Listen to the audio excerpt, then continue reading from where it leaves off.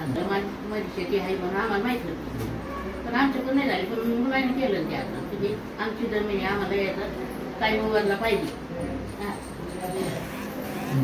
ठीक आहे ना. आता मी त्यांच्याकडे थोडं साहेबाकडे ठेवतो. साहेब तर काय करायचं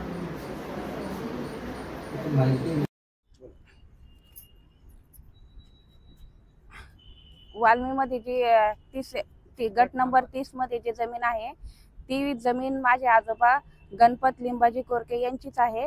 आणि वाल्मीवाल्यांनी आहे ना ते जे ह्या जमिनीचा मोबदला ज्या लोकांना दिलाय तर त्या लोकांना त्या जमिनीचा मोबदला मिळायला नव्हता पाहिजे, कारण की ते लोक फ्रॉड होते. आणि वाल्मीनी जर व्यवस्थित जर चेक केलं असतं तर त्यांना कळालं असतं की ही जमीन गणपत लिंबाजी कोरके यांची आहे व याचा मोबदला त्यांच्या वारसांना भेटायला पाहिजे होता. तर त्यांनी चेक केलं असतं तर आम्हाला त्याचा मोबदला भेटला असता, आमच्या सर्व नातेवाईकांना आम्हाला.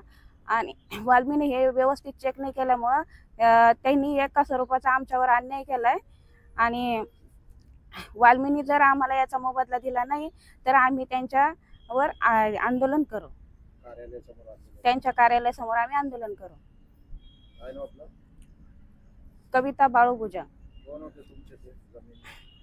माझे आजोबा होते.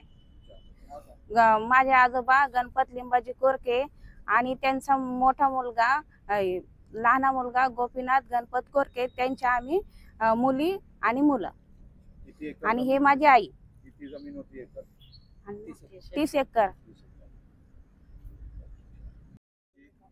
ये देऊ का ये?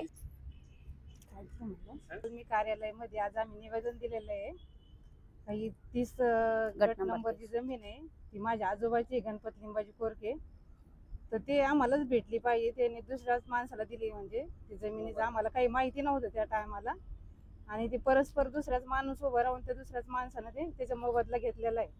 तर ते आम्हालाच मिळायला पाहिजे, म्हणून आम्ही, नाही तर मग आम्ही आंदोलन करणार आहोत. संगीता गोपीनाथ कोरके.